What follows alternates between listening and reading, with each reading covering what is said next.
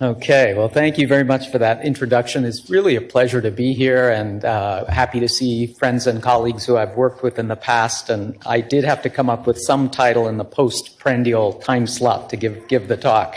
So I'll let you figure out what this is referring to. I'm a transplant infectious disease physician based at the University of Washington, where I direct the Transplant Infectious Disease Service, and spend my research part of my time focusing on viral infections in transplantation. And a major focus of my efforts over the last, don't ask me how many years, has been revolved around cytomegalovirus, which has been named the troll of transplantation, as sort of a hidden menace to transplantation that essentially exacts a heavy toll in transplant patients who are on immunosuppression. And in this room, icky ID stuff that you don't want to think about 70% of people in this room have been infected with CMV. You never will know if and when you got it, and we'll all go to our graves without, in all likelihood, ever developing complications due to CMV. But this is a major viral pathogen in transplantation directly as a consequence of impaired T-cell immunity and antibodies. And so what I want to share with you are really one topic, one twist, one tool that's simply using what we've had for 30 years in a slightly different way has a profoundly different effect, beneficial effect, on reducing the complications related to transplant. So keep that in mind. The second twist is essentially taking something that was developed more than 30 or 40 years ago and souping it up into the 21st century that I think may well become a reality within the next 10 to 15 years. So how's that as a preamble? All right. So for this group, I don't need to convince you that CMV is really a major cause of morbidity and mortality in transplant patients, and also increased costs. We spend a tremendous amount of effort, brain power, cost in antivirals to try and prevent CMV disease. But unfortunately, as summarized in this table from contemporary data, CMV is still a major clinical problem in terms of overt CMV disease across all organ transplant recipients. And among all adult solid organ transplant patients, the problematic group is those 25% who are seronegative. So they're the 50-50% of adults have been infected, 50% roughly haven't been. They have no pre-existing immunity. They receive an organ from a seropositive donor, are bathed in immunosuppression, and you're asking the immune system to try and control CMV infection. And that's the perfect storm. So this 25% of all adult solid organ transplant patients who are so-called mismatch, donor positive, recipient negative, account for 90% of the clinical problems that we see in transplantation. And these disease rates with current preventive strategies is on the order of 20 to 30%, as summarized here. And for decades now, the predominant way of preventing CMV disease has been using the crutch of antivirals. They don't fix the root cause problem. You and I won't develop CMV disease, but as a transplant patient with impaired T-cell immunity, that is the reason why transplant patients develop problems with CMV. And so what has been part of preventive strategies has been to give an antiviral drug to everyone who's either seropositive or the donor is seropositive, give it for a fixed duration, and then hope that all will go well in those who tolerate immunosuppression after immunosuppression, or rather after antivirals are discontinued. And this approach really has a number of limitations that are highlighted here. And one of the most important that we see as infectious disease physicians focusing on transplant patients is this issue of delayed onset CMV disease. So in folks who tolerate antiviral suppression prophylaxis, CMV is effectively prevented But when that crutch is removed, because of the toxicities and cost, it can't be given forever, then about 20 to 30% of people develop so-called late onset or delayed onset disease. And when it occurs, is independently associated with long-term mortality and worse graft survival. And beyond what we see and what we recognize as clinical CMV disease, CMV also has a number of important indirect effects, and that's sort of a vague term, but essentially biological effects mediated through CMV infection that doesn't rise to the surface that I diagnose as CMV disease. And I think these data are highlighted in some really nice work from a former trainee, Philip Voutien at the University of Washington. Shown here is graft survival. Shown on the right is patient survival. Kidney is the top row, liver is the bottom row. And looking at data from hundreds of thousands of patients in SRTR, Scientific Registry of Transplant Recipients, showing that the D+R- group that account for about 25% of adult transplant patients have worse graft and patient survival compared to people who are seronegative and receive an organ from a seronegative donor.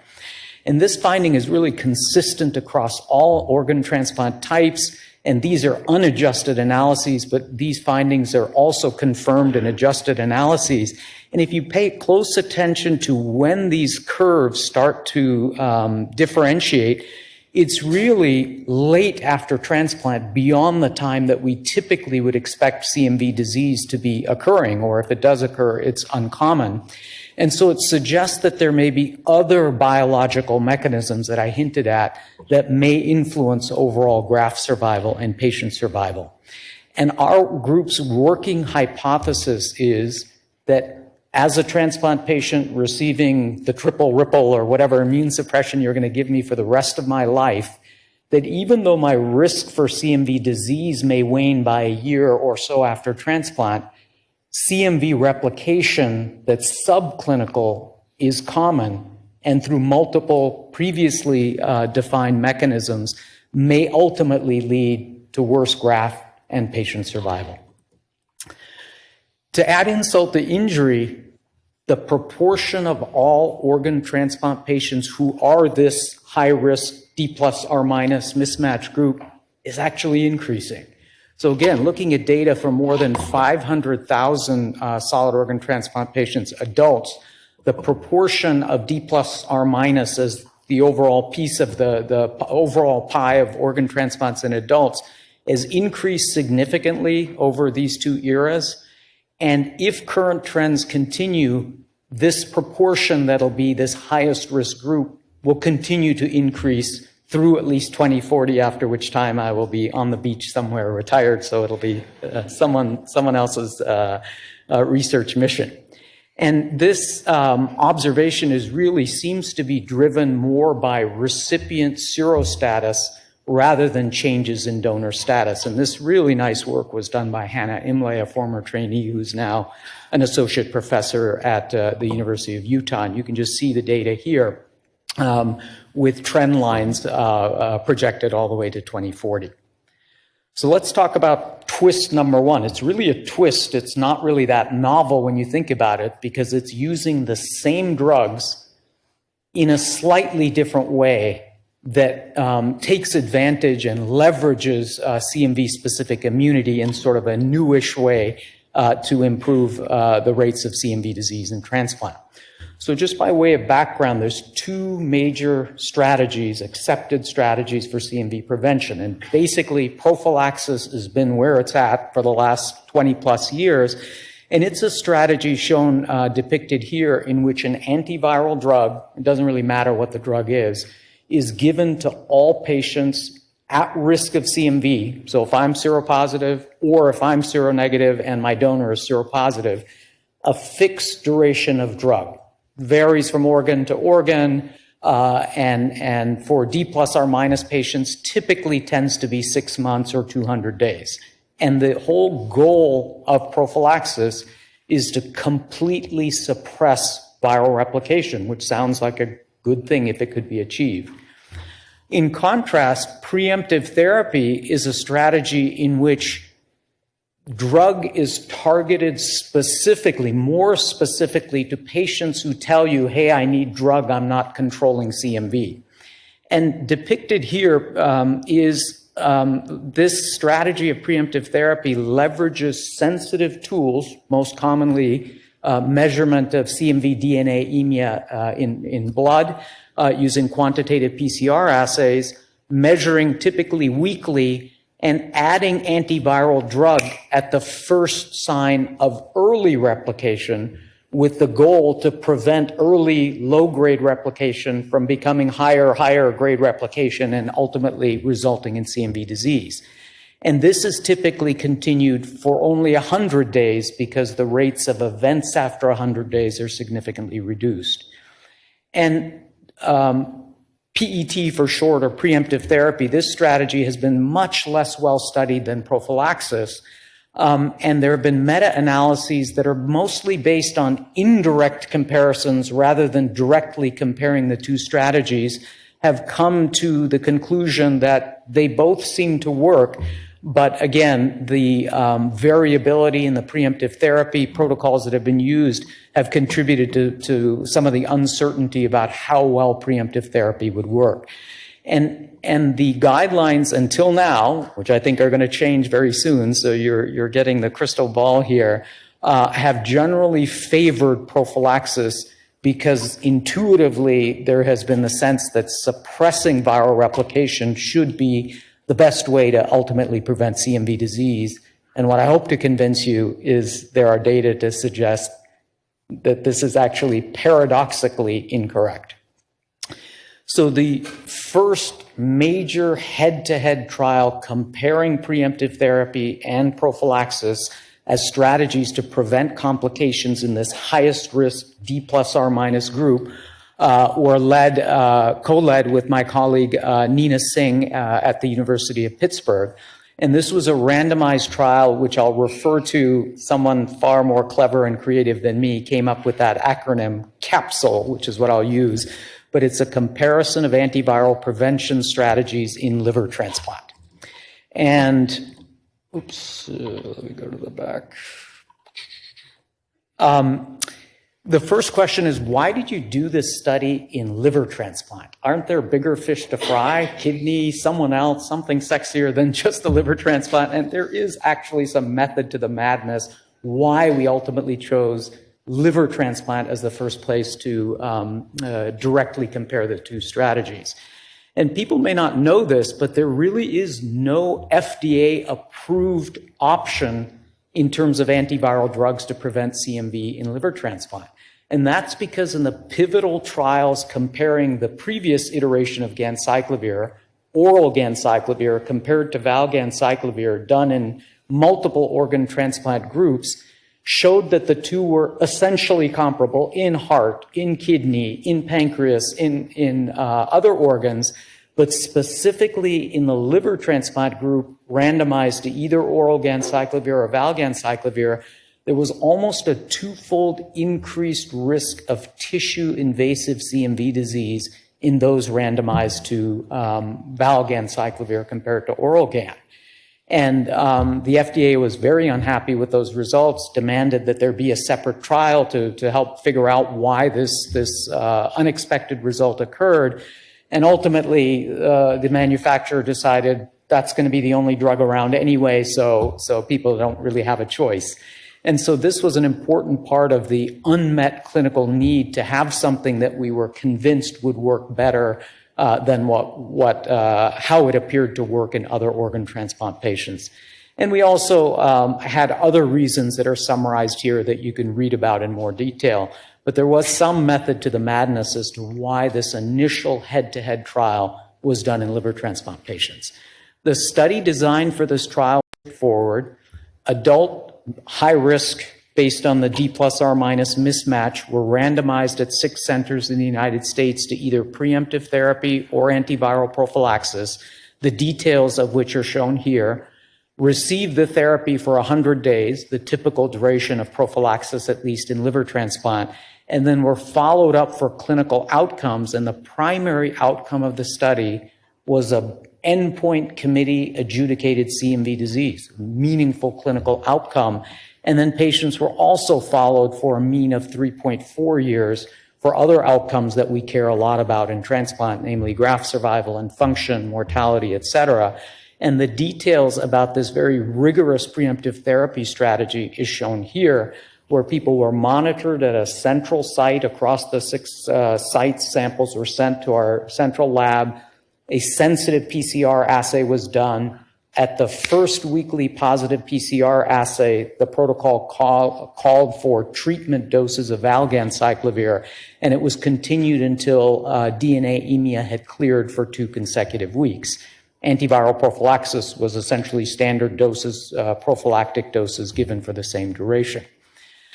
There were a total of 205 patients who were randomized. We had excellent long-term follow-up, which was very important to some of the secondary outcomes.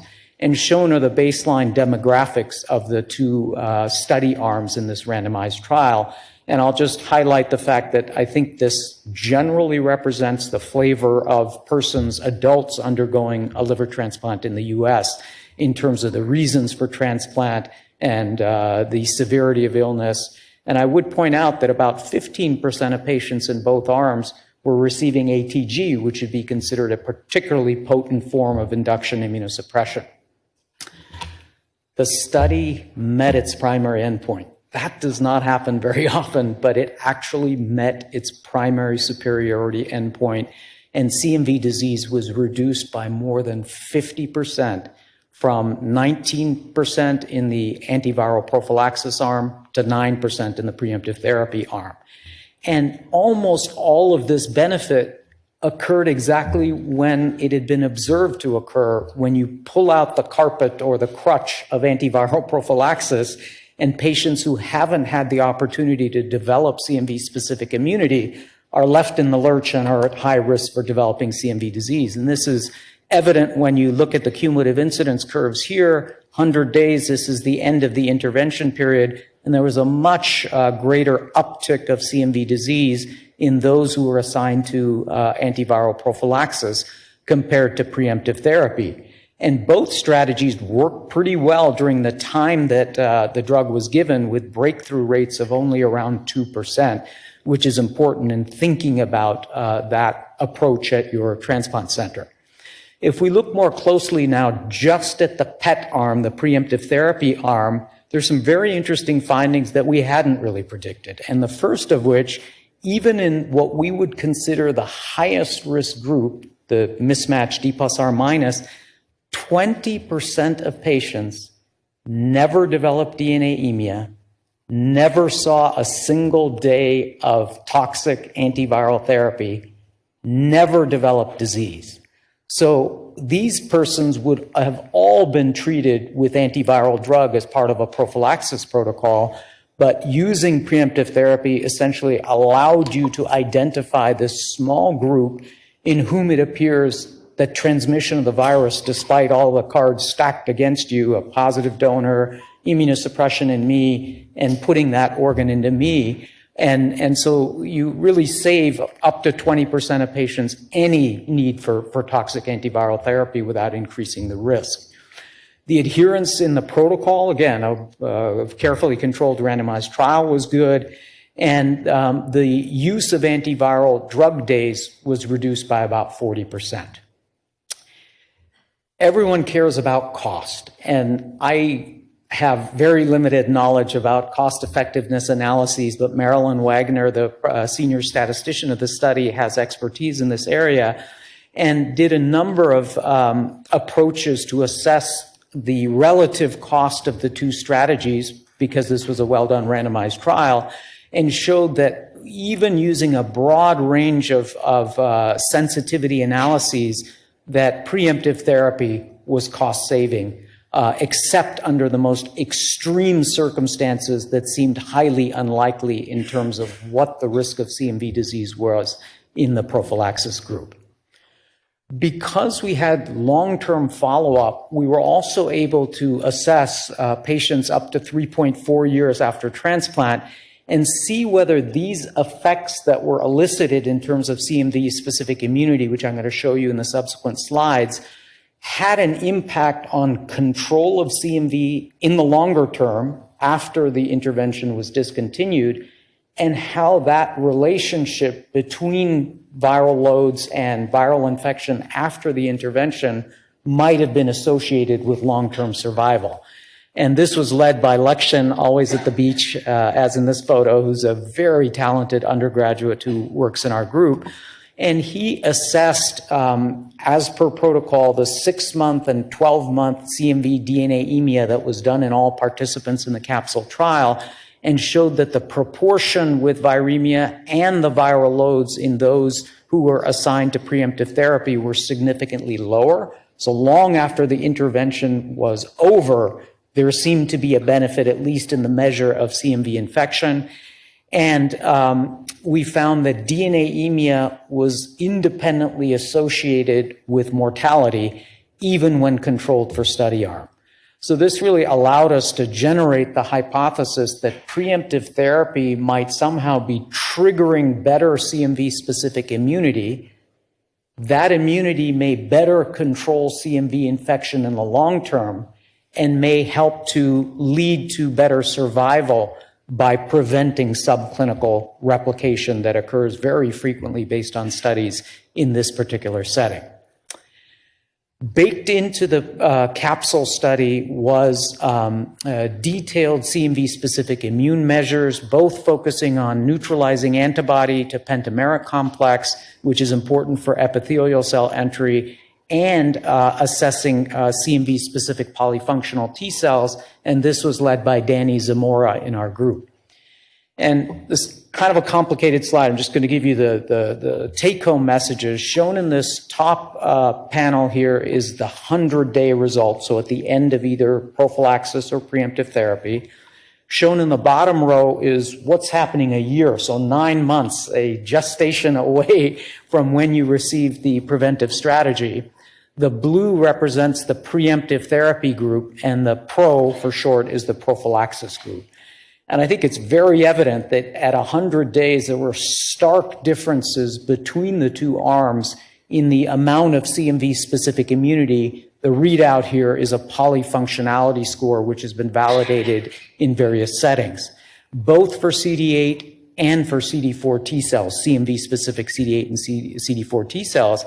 And interestingly, some of these differences, at least for CD8, were even evident as late as 1 year after transplant. So you're really changing the way in which the immune system sees the virus by simply deferring drug until after you've developed CMV replication, as you do in preemptive therapy.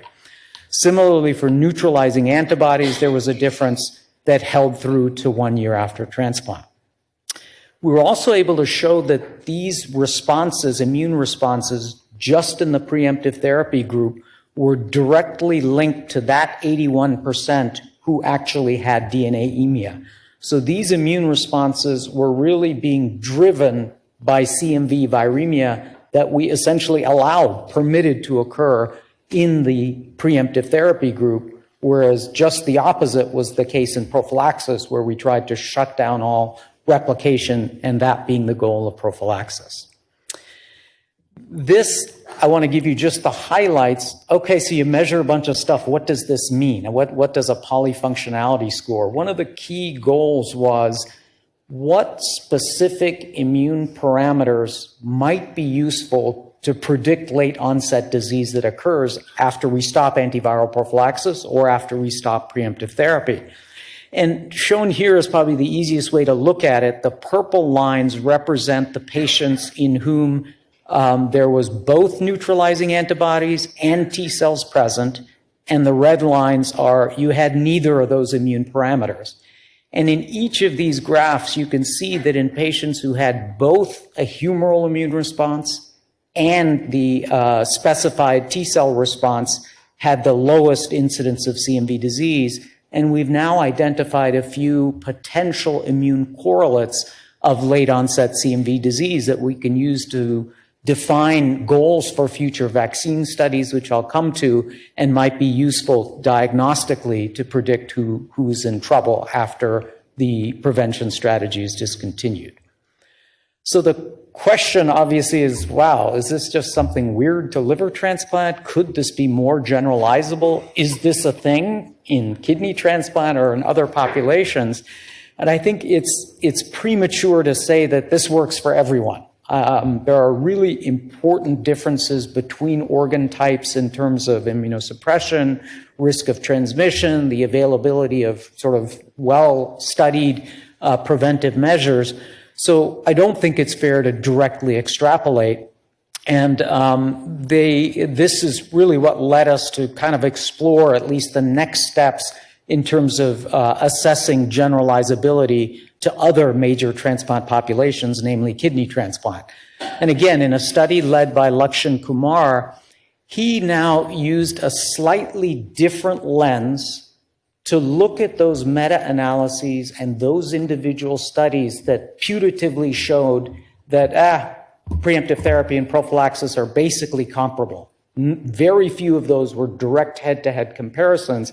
It was mostly prophylaxis against nothing or placebo, preemptive therapy against nothing or placebo, and then sort of extrapolation of how these two would have worked against each other. And the lens he used was to say, hey, in capsule, you used a very rigorous preemptive therapy protocol, sensitive PCR assay, intervening at the first evidence of CMV replication. Let's filter all those studies and use those specific determinants of efficacy, both for preemptive therapy and for prophylaxis. So this is sort of a limited subset of all of the studies, but an important one to gain some insights into whether the results would be different than what the party line had been, that they're both comparable. And he summarized the studies here with the primary outcome of CMV disease. And lo and behold, the estimates shown in green here for the preemptive therapy group and for the prophylaxis group using 6 months of valganciclovir, which was the standard, was much lower in the preemptive therapy group versus the prophylaxis group. And these numbers are virtually identical to what we saw in the capsule trial. So very interesting. It's at the end of the day re-examining data from studies that have been published more than 10 years ago, but intriguing based on what we found in the capsule trial. Importantly, graft loss and mortality, which obviously are very important clinical outcomes, although the numbers of events were small, you can see that there really were no major differences with regard to these important outcomes. And, you know, up until now, I've shown you data with valganciclovir because that's been the kid on the block for the last 15, 20 years.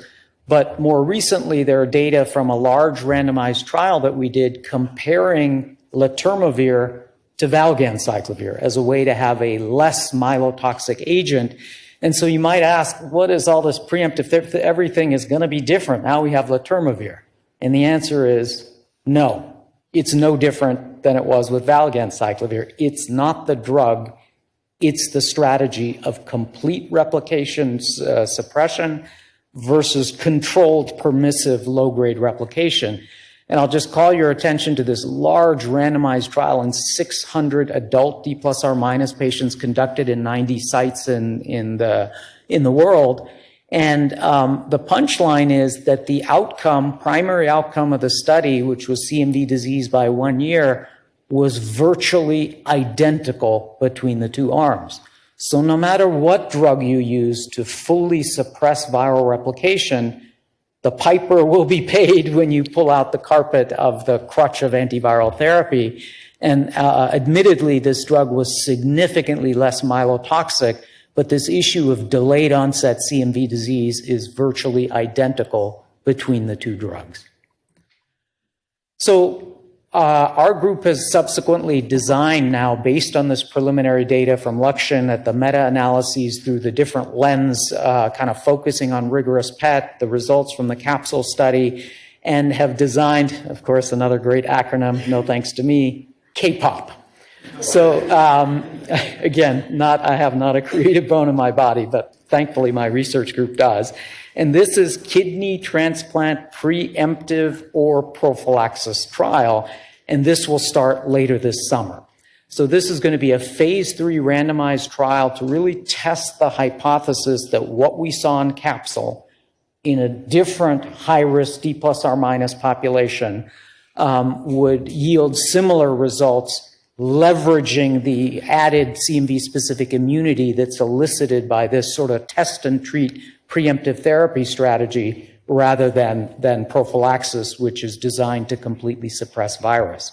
This will be 360 patients at 5 sites over 4 years.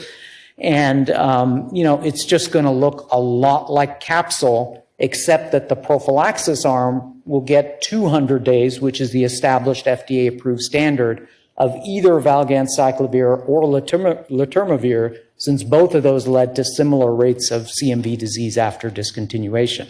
So stay tuned, and hopefully if I get invited back to BC Transplant in about 5 years from now, I'll be able to share those results. So there are pet haters, and I want to acknowledge that, and I want to just be open to the criticisms of, I can never do PET at my center, it's too complicated, there's too many logistics.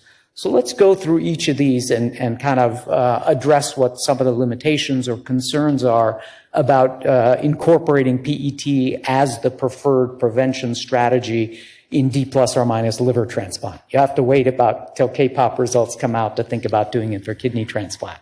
One concern is, oh my gosh, you have to do weekly monitoring for 3 months after transplant. But in our analysis of centers, just standard, if I get a transplant, how many weekly draws am I going to have over the period of time? This is really no more than about 2 to 4 weekly samples extra above and beyond just if I was getting a kidney transplant or a liver transplant and being followed, what would be my standard monitoring frequency. So not a huge issue, but admittedly, there are some extra draws, and so sites would need to keep that under consideration. Well, my patient is now back in Wyoming or Montana, and that's 700 miles away, and they're not going to come back for their labs, and so how are we going to deal with that? Well, we have some really interesting data using microneedle technology for blood self-collection that actually samples capillary blood rather than venous blood. And so we did a small study in about 35 patients prospectively, organ transplant patients who were having a clinical venous blood draw specifically for CMV at the center, and they had concomitantly collected venous as their clinical and then capillary blood collected from their shoulder through this little device that, like a little vampire, sticks to your arm and through microneedle technology gets you about 0.5 ml to 1 ml of capillary blood. And you can see the results were very comparable. So I think these sorts of technologies might make it more feasible, particularly for patients who leave the mother transplant center and are far away. Well, you could pull this off in a fancy pants randomized trial. You can't do this in real life. Well, not completely true. There is at least one, and then there are going to be 2 other abstracts published at ATC suggesting that this can actually be done in the real world outside of the confines and rigors of a clinical trial. And I refer you to Katie Doss's paper that was published last year. And then people argue about, are there established protocols that we know are tried and true and work? And I would refer you specifically to Maddie Heldman's paper, How to PET. It's a beautiful, detailed manual, everything you need to know if you are contemplating integrating PET or preemptive therapy as your CMV prevention strategy. And then the final concern is, I don't know what level I'm supposed to intervene, and some people say this and some people say that. I'm simple thinker, I say it doesn't matter. Use a sensitive assay that has a sensitivity of at least 200 IUs per ml or less. And because you're using it in D plus R minus patients, if I'm seronegative, any detection of CMV on my person, you've diagnosed me with primary CMV infection. So it's easy. You're positive, you get treated. So we don't have to worry that much about the specific thresholds other than to say that a sensitive assay needs to be used.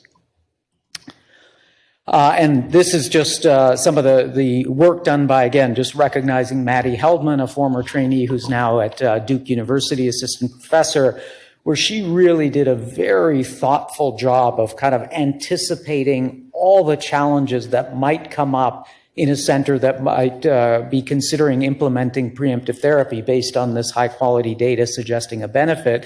And so I think this is really should be required reading for anyone considering doing this, so that it's done thoughtfully, anticipating potential issues, logistical challenges, and have the best chance of succeeding with a preemptive therapy protocol that's used relatively infrequently, at least currently in the US. Okay, all right.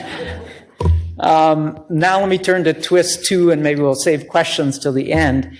And that is a completely new twist on vaccines that have actually been around for more than 40 years. And it's a very long tail. I'm not going to tell you all of the details here about the steps that have led to where we are, but suffice it to say, we are in an era where there's active investigation of multiple CMV vaccines. And it turns out that most of that work is focused on preventing congenital CMV infection. So that's one of the leading causes of sensorineural hearing loss, developmental delay, and it's thought that somewhere between 0.4% to 1% of babies born in the US each year are complicated by primary CMV infection and congenital CMV, which leads to a lifetime of complications or potential complications. Transplant is just sort of reaping the potential benefits. If we're developing a vaccine for preventing congenital transmission to protect the mom and the baby, might these work in situations like D+R- transplant, where the same issues apply? I have no pre-existing immunity and am at risk for developing complications for CMV. Okay, that car will come to a stop. So there are a number of CMV vaccine platforms. I'm going to focus on one because this is the specific one that we're studying. And again, just a broad range of standard subunit vaccines to viral vectored vaccines to replicating vaccines have all been studied in early phase studies. And this particular vaccine, based on various characteristics I'm going to show you in the next slide, including the fact that in a small phase 2 trial in stem cell transplant patients, was safe, was immunogenic, so it elicited CMV-specific T-cell responses and reduced the endpoint of CMV viremia by about 50%. And this is the so-called triplex vaccine, and it's based and leverages a very large body of evidence saying T cells matter to control of CMV.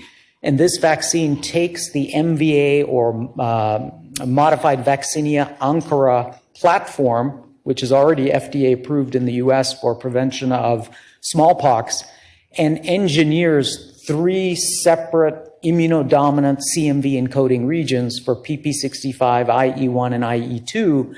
And then this vaccine elicits very good CD4 and CD8 T cell response, even in autologous stem cell transplant patients and in healthy adults. And fortunately, this is replication deficient in mammalian cells. So immunosuppressed patients, including bone marrow transplant patients, had no evidence of replication of the virus because it's highly attenuated. It is approved, as I said, in the US and Europe as a smallpox vaccine, and it's a very useful platform for a number of other vaccines ranging from HIV to TB, because it leads to very high levels of expression of the foreign encoding material that you engineer into the vaccine.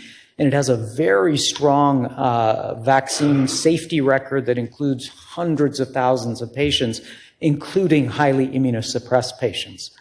And so that was really the background for us to design a multi-center randomized trial, and it's got to have an acronym. This is COLT, CMV Vaccine and Orthotopic Liver Transplant, done in collaboration with my close colleague Cindy Fisher, Cheyenne Dasgupta, and the rest of the COLT team, including the grant mascot. So this study is being done in persons who are listed for liver transplant, who are CMV naive and might survive, get a transplant from a seropositive donor, and then become at high risk for developing CMV, as we've already discussed.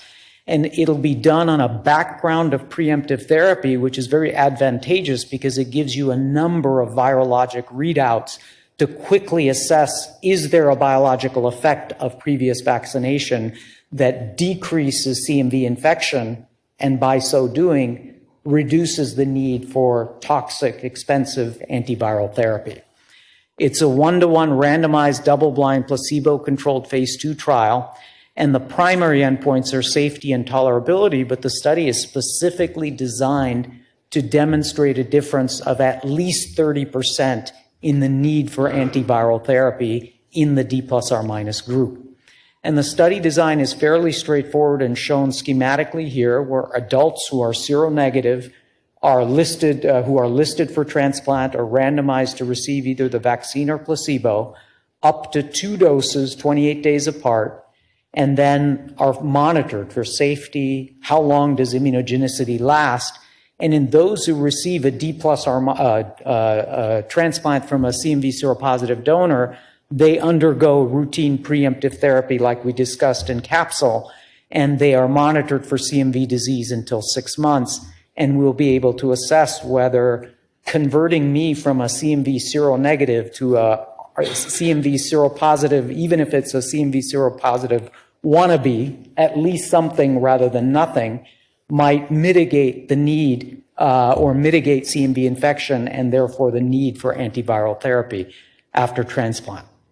We'll randomize about 416 patients. Actually, we've enrolled 4, so only 412 to go, into vaccine and placebo arms. We anticipate that many won't ultimately receive a transplant within the 1-year follow-up, may have died, may no longer be eligible for transplant. 5% might seroconvert, and ultimately a small proportion will survive, receive an organ transplant within 1 year from a seropositive donor. And this is really the key population in whom the efficacy of the vaccine can be assessed. This is being done at the COLT consortium that we've developed that has about 18 or 20 sites in the United States, indicated here. The orange are the key sites that were involved in the initial capsule trial, but we have 15 additional sites that are listed here. And there's really a wonderful collaboration between hepatology, liver transplant, infectious disease. And we really hope that this consortium will provide a very useful plug-and-play platform, if you will, where even if this vaccine is unsuccessful, we can plug in immune intervention 2, immune intervention 3, have all these readouts from preemptive therapy, and in a very efficient way assess in this consortium the efficacy, safety of novel CMV-specific immune interventions. So just to summarize, I want to leave time for questions. I think the time is now. We have high-quality evidence supporting preemptive therapy. Yes, it's scary. We'll hold hands. We'll do it together. But I think the evidence is very strong now that preemptive therapy in this very narrow setting of D+R- liver transplant patients is superior to what most people are still using, namely prophylaxis. And I already mentioned that Maddie Heldman's How to PET manual is very useful for those who are interested in doing this. I also want to acknowledge Catherine Kling, one of our transplant surgeons, who's really been our surgeon champion for integrating preemptive therapy into our protocols at the University of Washington. And now we also have data. How does this work? Just by treating after the virus has already left the barn, it's about CMV-specific immunity, as I showed you, and that makes complete logical sense as to why simply this twist from giving it up front to giving it after replication has occurred may ultimately, and perhaps paradoxically, lead to better CMV control in the long term. We have very interesting data from Lakshan and our group suggesting that maybe this is more applicable beyond just liver transplant, but I want to be very cautious in saying we need high quality data like we have in liver transplant to to support using it outside where it's been studied, as it's been studied in randomized trials. And that's really the rationale for the K-pop study that I reviewed with you. And then finally, I think strategies aimed at the root cause of the problem, this is an immune problem after all, antivirals are simply a temporary crutch until we can reduce immunosuppression and restore CMV-specific immune competence, that vaccines really show a very attractive mechanism to fix the underlying problem and thereby potentially obviate or at least mitigate the need for toxic and expensive antiviral therapies. So with that, I'll end, and hopefully we have some time for questions.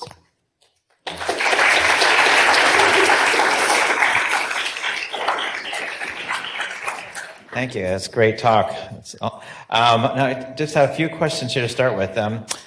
First one is, would there be any benefit in attempting to treat the CMV positive donors during organ donation workup, or is there not enough time to have any impact? So actually, Okay. So the question is about treating donors. And so taking it 2 steps back, does replication in the donor portend a higher risk of CMV infection in the recipient? We did a small study of about 200 donors who were seropositive and obviously sick, critically ill, and measured CMV replication, and found that it did portend a slightly increased risk of infection in the recipients. However, antiviral therapy only prevents active viral replication, but it doesn't prevent the latent form of the virus, which will still be transmitted and ultimately may reactivate in the setting of immunosuppression. So while it might give you a temporary fix, none of the antivirals work against latent infection, which at least to our knowledge cannot be eradicated yet, as is true for all herpes viruses, right? Once your friend, it's your friend for life. You can never get rid of HSV, VZV, EBV, and CMV. The next one, this is on. Yeah, I think you covered this, but is CMV tested for pre-transplant in both donors and recipients? I think that. Yeah, so, I mean, obviously serostatus, because it's easy to do as a surrogate for whether I've been exposed, and if I've been exposed, I've been infected, and it's my friend for life, so it's somewhere in my hematopoietic cells. All donors and recipients should be tested, and that's the basis for determining what your risk category is ultimately for developing CMV complications, but not by PCR, but by serology. Okay, thank you. I hope I get this straight. Thank you for your talk. Wondering if you can elaborate on the intensity of induction and baseline its IS protocol used in this study? Yeah. Okay. So we know that immunosuppression is one of the major factors that contribute to the risk of CMV, but that really pales in comparison to the serostatus risk prediction, namely D plus R minus trumps everything by a large amount. But within D plus R minus patients, there do seem to be some differences in terms of risk, in terms of whether induction immunosuppression and specifically whether lymphocyte depletion is used. And I think I showed you in the capsule trial that about 15% of patients were receiving lymphocyte depleting induction immunosuppression, ATG, and there was, in a subset, small number of patients, but in the randomized trial, PET worked as well in the group that got ATG as it did in the prophylaxis group. So it did seem that preemptive therapy was similarly effective, with the caveats of being a much smaller subset. Thank you. Thank you. The next question is, why do you think the immune response is better when it develops early post-transplant than late post-transplant, when the immunosuppression is lower? Right. Let me just get this right. I think that's that big cookie is sort of taking whatever brain power I had left. But yeah, it's what I want to clarify is it's not a matter of earlier immune response development versus later. It's really letting you have a little bit of CMV and then beating on it promptly while you're being closely monitored. So you're sort of facilitating development of a CMV immune response, which is what's happening in preemptive therapy. In prophylaxis, it's more of a pull out the carpet, you're done with 6 months, and then good luck trying to contain CMV or develop CMV disease, which may occur fairly rapidly in persons who remained essentially naive to CMV, have never developed, because the antiviral is doing what it's supposed to do, completely suppress viral replication.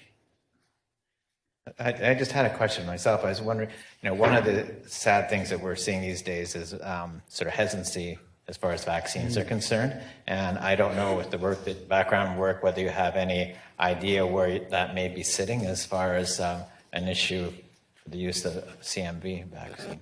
Yeah, that's something I hadn't really thought much about when we submitted this grant and when we started this study, and it's a relatively recent phenomenon, or at least the scope of it.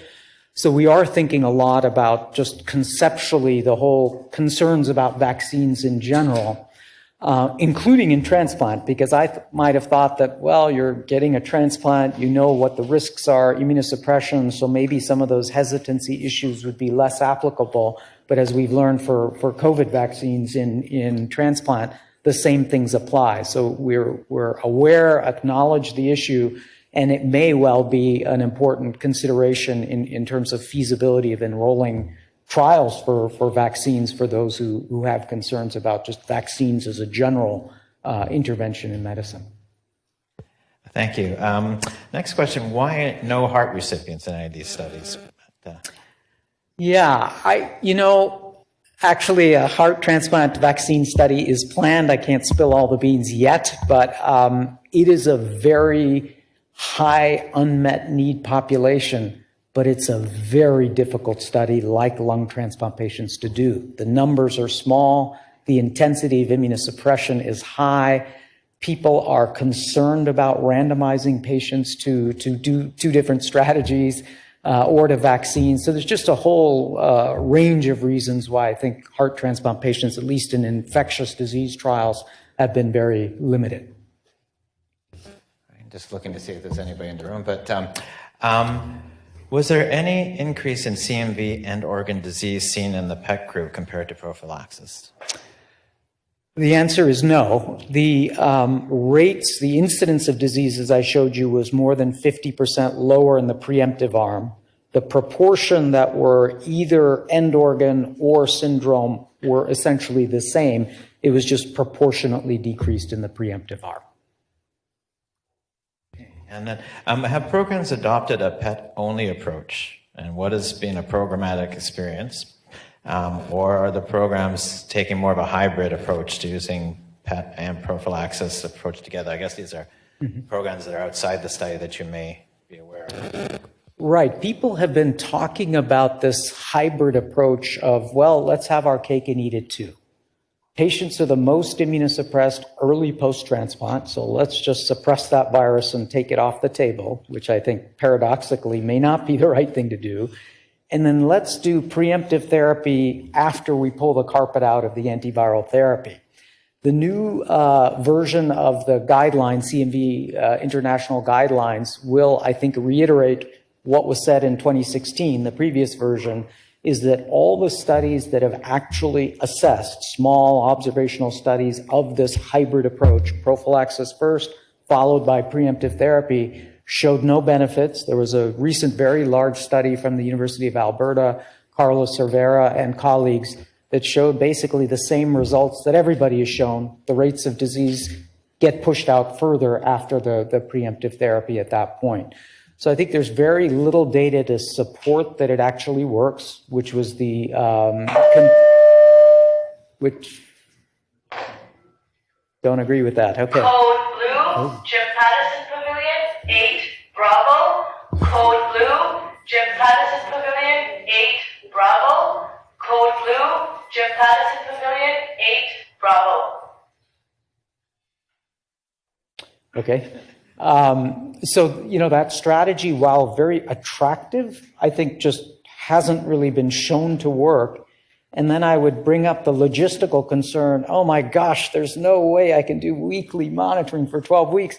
So do you think 9 months or 6 months after transplant, where people are integrated into their normal lives most of the time, how are you going to arrange preemptive therapy then? So I just think there's a number of reasons why that seems actually more logistically challenging, and the available data simply do not support its efficacy. Then the next question is, can you speak to CMV resistance in the two groups, PET versus prophylaxis? Right. Now, resistance is something that is really very different incidence in different organ transplant populations. Liver transplant historically has had relatively low rates of resistance. So in this study, all patients who had what was considered refractory CMV infection did not respond to appropriately dosed therapy after 2 full weeks, were routinely tested for standard UL97, UL54 mutations, and no resistance in either group was found. And unless there's any questions in the room, the last question I have here, in PET, treatment is initiated at any level. Would antiviral dosing vary based on the CMV viral load that you measure? No, we in the preemptive therapy protocol simply use the approved treatment doses either of IV ganciclovir or valganciclovir, as have been well studied, again, renally dosed per package insert, rather than do any stratification based on viral load. Okay, excellent. Thank you. Thank you very much. Really appreciate your talk.